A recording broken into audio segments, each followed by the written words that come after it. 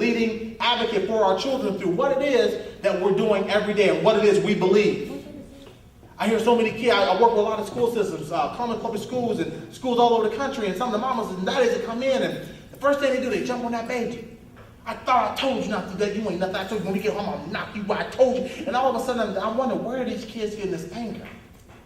See, parents, we got to understand that we are the catalyst for our children. They will only do what they know. They'll only do what they know. Powerful stuff. So now we have it here, this conditioning, and we have the F's. How many F's are there really? Three. Okay, some people say 3. What? 5, 4, 2, 7, 6, so what? What, how many? 5? You say 5, right? Okay, so how many? You got 5? You got 5, how many you get? 3? 3, okay, got 3, all right, there we go. Okay, we can have an auction here, all right? Everybody will put some money on that. How much? How many did you say? You just not 2, not 3, not 8, but 10. Okay, that's all right, sister. Cool. How many? None. You didn't see any? Okay. No, I said I didn't give y'all nothing. You ain't giving me nothing. All right, I feel you. Okay, here's the deal. The correct answer is 7. What? 7. All right. Now I'm going to prove it to you. You guys ready? Put the mic down. Here we go. Put it back up. I want you to work with me here. Okay, here we go. Okay, you guys, everybody see that? How's that? Okay, ready? Here's 1. Here's 2. Here's 3. Here's 4. Here's 5. 6. 7. I missed it. All right? I got 5. There you go. There you go. All right. Okay. I said 7. Okay. All right. Now. Because we can't see who else. Oh. I said 7. Okay. Now, what's your why? Okay, couldn't see the L's, right? Anybody know why? Yes, ma'am. Because you're counting all the big words, and you just totally missed the small and those are the small words. You just totally just couldn't see that. Okay, so I knew that, so I counted this up. so it's the small. What's your name, ma'am? Kimberly. Kimberly. What's your last name? B-I-B. Bibb? Okay, this is Dr. Bibb out of University of Harvard with her theory of it's the small things that matter. You can get her book at her bookstore. All right, here we go. Doctor, great theory, okay?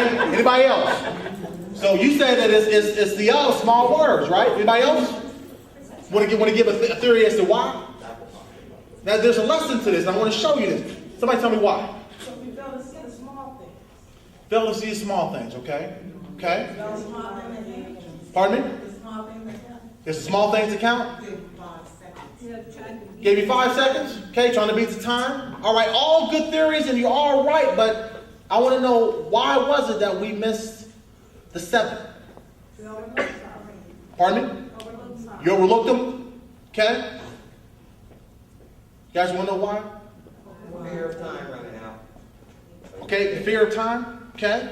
The reason why 98% of the people in the room did not see 7Fs was not because they weren't up there, it was because how it sounds.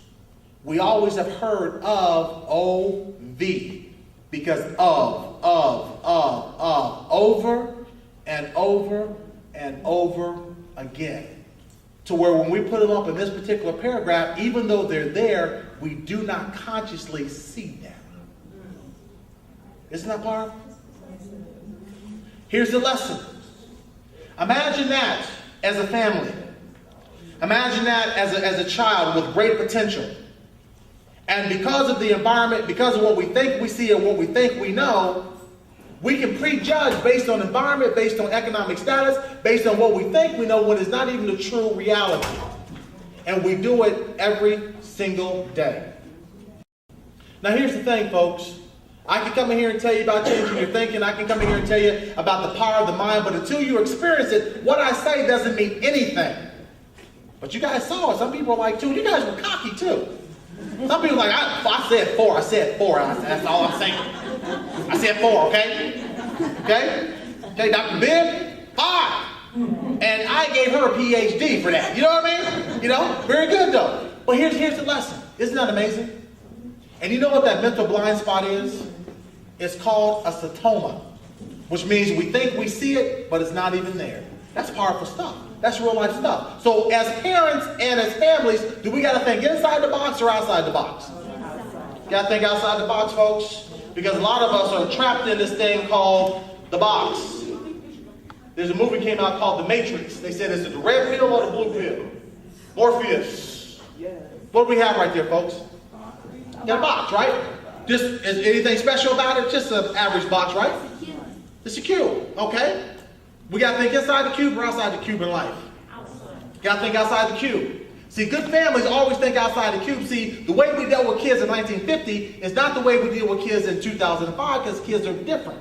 We're dealing with Hummers, Spinners, Blunts, MTV, BET, you know, AT&T. I don't know. We're dealing with a lot of different stuff. So we got to deal with kids differently because it's a new generation. See, we've got to learn to bend but not to break. You've got to be adaptable. Because what happens, you know, at times we become adultified, we go so far in life and we park. Which means we don't want to know what the kids are doing. I know every rap CD that's out. I know every country CD that's out because I travel all over. So when I go down to Southeastern Ohio, I can tell you from Garth Brooks to Leanne Rhymes, I can tell you what's hot, what's not hot, who got kicked off a Grand Ole Opry. I can tell it all because I got to be in the mix. I got to be in it to win it. I can break it down: drama, opera, classical, Beethoven, Bach, Chopin. I can do it all. I used to play the cello. So I try to be versatile because some audiences I go into, I got to be able to adapt. Got to be ready to move. So we look at this box, and we got to be willing to think outside the box. Now here's what I want you to do. I want you to work with me. I want you to take this box and I want you to concentrate on that first square. Just look directly in there. And the box will flip. When the box flips, I just want you to raise your hand. When it flips for you, just raise your hand. There it goes. There it is. There it is. Bam, bam, bam. Just like popcorn. Flipping. It's flipping. Is it flipping for people? Flipping right there. There it goes. The box is, there it is. Flipping there. There it is. Flipping in and in and out. In and in and out. Okay? That's okay. It's not flipping for her. Take some time sometimes. But you know what the amazing thing about the box and the box not flipping is the box didn't flip for many of us until I told you that it could. See, for many of our families, many of our children, in order for us to become better families and for our children to become better, we have to tell them that it is possible that they can make it. And if they know that it's possible they can make it, they can do anything in life that they want to do. They can be anything they want to be. They can go anywhere they want to go. I'm going to be doing some work here soon with the Muhammad Ali Center and in Louisville, Kentucky. And see, the great thing about being able to meet Ali is the fact that I look at his life, I look at the family he came from, and I look at the fact that he believed enough in himself that he could be the greatest fighter that has ever put on the gloves. And to this day, there's nobody who's ever been greater. All by his belief level. And those people who are successful in life will be the ones who can think about it and go to the top of the mountain peak. That's what Dr. King talked about. See, anything you do in life, you got to do it with the spirit of excellence. And see, the thing about it is, life isn't all what you see. You got to paint your own picture sometimes. You look at this, what do you see? What you got there? You got a lady. A witch. A witch. This young man sees a witch. Anybody see a beautiful lady? Yep. Yeah, somebody sees a beautiful lady, like an Ava Gardner. Huh? What about somebody sees an old lady? Okay, you see a feather. What do you see? Old lady. You see a young lady? Anybody see both? Yeah. See, there's an old lady there, there's a young lady there. Life is all about how you look at it. And looking at life in one way and looking at life in another way, those people who have successful families look at life in a positive way. Not saying you're not going to have negative situations, but you've got to be willing to look at it from a different perspective. But see, in this picture, you have an old lady, you have a young lady, then you have a banana. See, if you go up here and you go like that, that now becomes a banana. Huh? But then you go up there, and what else do you see?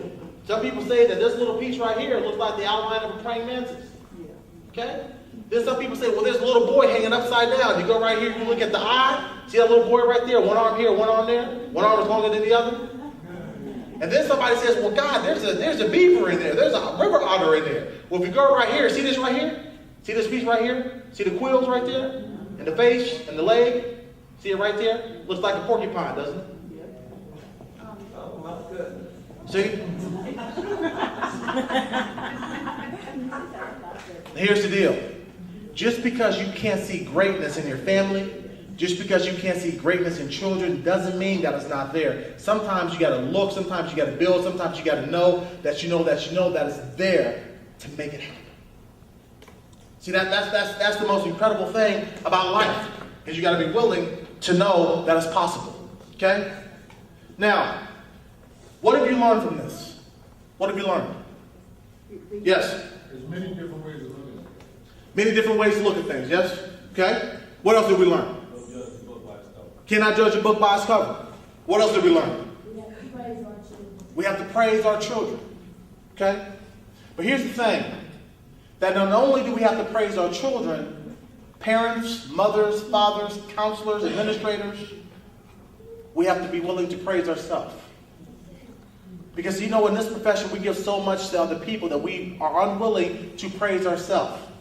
And every day you look in the mirror. You get ready to look in the mirror, and if you ever get ready in the morning, you get ready, you kind of looking in the mirror, and then one day you're looking in the mirror, and then all of a sudden you're kind of looking in the mirror, and you're looking at yourself, and you're like, I love y'all. Anybody read that? I mean, come on, man, be real. Who's ever did that before? You guys looking in the mirror? Yeah, I just did it this morning, tweeted. Yeah, see, you look in the mirror, you kind of looking one morning, you kind of like, man, especially if you're about to go out or something, you go to church, you just looking good that day, right? And you're looking in the mirror, you kind of looking at yourself like, oh, man, I look good today. I know I'm looking good. I mean, you got to do that every single day. Every day that you grow up, every day that you're breathing, every day that you grow up, watch out now. Be cool. You got to get the kids when they're young. You got to get them, see? I'll put you up on stage. Think about this, you got to praise yourself every single day. And I think that if we're able to do that, that this world, this universe, God is going to give us everything that we need.